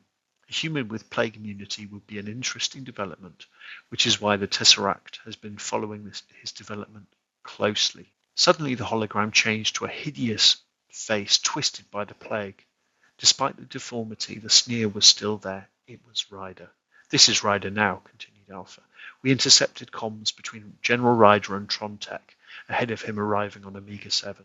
His mission here was to sabotage the mining facility of one of Trontech's rivals. but something went wrong. Our data shows him entering the mine and re-emerging as this. Along with the rest of his squad, containment protocols were declared after the facility staff were overwhelmed. The source must be in the mine then, offered Otter. Let's head there. No, not this time, stuttered Hammer. Hammer is correct, replied Alpha. We believe that Ryder is the source of the outbreak.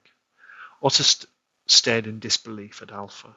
Their data had to be mistaken. Since Otter had first learned about the plague, the pattern was depressingly consistent. A mysterious, almost monolithic object would be discovered on a planet, which quickly led to the virus spread across the immediate area and potentially overwhelming the entire planet. Containment protocols were always declared to stop the disease from spreading off-world. How? Asked Otter. We have analysed the data and believe the infection has remained dormant in Ryder's bloodstream, potentially for years. It was waiting for an opportune moment to unleash the pathogen. You're saying the virus can think now? Snorted Otter. Give me a break. A marionette armed with a phlogister that had recently taken to calling itself Exo approached the group. Forgive my intrusion, but the Caracus ice beetle buries itself in the snow for up to 10 cycles, while freezing storms rage across the planet, explained Exo. Somehow it can sense when the storms will end, though. It starts digging its way out before the temperature increases and the harsh conditions subside. Could something similar not be the case with the contagion? It could sense when the time was right. The other marionettes nodded in unison. Apart from Hammer, who jerkily moved his head, Otter knew they were going through this explanation purely for his benefit. The neural link between the marionettes meant they were able to share this information instantly and silently. In fact, they must have known it since the moment they were given the mission by the Clade. Why the secrecy? Snarled Otter. An uncomfortable sense of anger was bubbling away inside him. Control it, Otter scolded himself. There was concern that if news of Ryder, Alpha was interrupted by an ominous howl from the darkness. All eyes, including the glowing lenses of the marionettes, turned towards the end of the street. Before Otter could speak, the drone once again hovered towards him. Target located, chirped the drone almost cheerfully. In the distance, Otter saw a pair of red eyes emerging from the gloom and heading this way. They bobbed along, just above the road, but remaining firmly fixed on Otter and the marionettes. A low growl echoed between the ruined storefronts. Otter clicked his gun off standby and was reassured to hear the hum of its particle engine warming up. Otter was about to press the trigger when the neon light of a sushi bar briefly sparked into life and lit the street. Before the neon tubes exploded with a pop and a hiss, the dancing green and orange lights revealed a hideous deformed dog, loping towards them. What remained of its decaying skin, exposed bare muscle and bone. Startled by the sudden brightness, it dashed into a nearby alley. Weapons ready, hissed Otter. You heard him, followed Alpha. The street fell back into an eerie stillness that was eventually broken by a hacking, wet laugh. Otter tried to locate the origin, but it seemed to be coming from all around them. See anything, Pinpoint? Otter asked the sniper, who was safely tucked away in the ruined window of the Dreadmax bar. Negative, replied the marionette. Is this all they have sent? Wheezed a voice that quickly broke into a fit of coughing. Or laughing, Otter wasn't sure. Tell me something, Pinpoint. Out of the corner of his eye, Otter saw Pinpoint sweeping his sniper rifle from side to side. A lizard and its robots, coughed the voice. The voice sounded like a human, but each word had to be spat out, like the speaker was remembering how to talk. Show yourself, shouted Otter pointlessly. He had to do something, if only to calm his nerves. A low mist had started creeping onto the street, coiling around his feet and adding to the claustrophobic darkness. Target acquired, whispered Pinpoint, followed by the crack of his sniper rifle. An agonizing scream ran through the mist. Otter was about to congratulate Pinpoint when the scream morphed into the hacking laugh they heard before. Overwhelmed by anger and a growing sense of dread, Otter let loose with his weapon. He fired desperately in the direction of the cackling, waiting for another scream to indicate he had hit the target. Each pulse lit the murk for a moment, and Otter recoiled slightly at the sight of the bodies from their previous skirmish. Hard to think that just a few cycles before, this had been a bustling hub, with people going about their daily business. Now it resembled an abattoir. Otter jumped when Hammer almost tenderly placed a metallic arm on his shoulder. "It's no good," stammered the marionette. Otter could feel the sweat dripping inside his armor, and his breath had started to come in ragged gasps. "Get a grip," he sneered to himself. "You're acting like a Ralacat rat." For once he envied the marionettes and their lack of emotion. They were standing there motionless.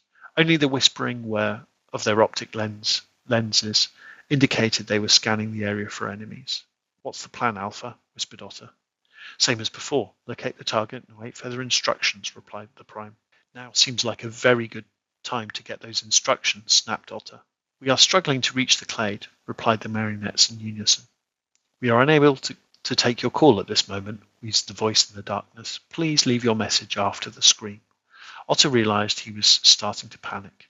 Mindless beasts, remember, he told himself. Although this time he said it with less conviction.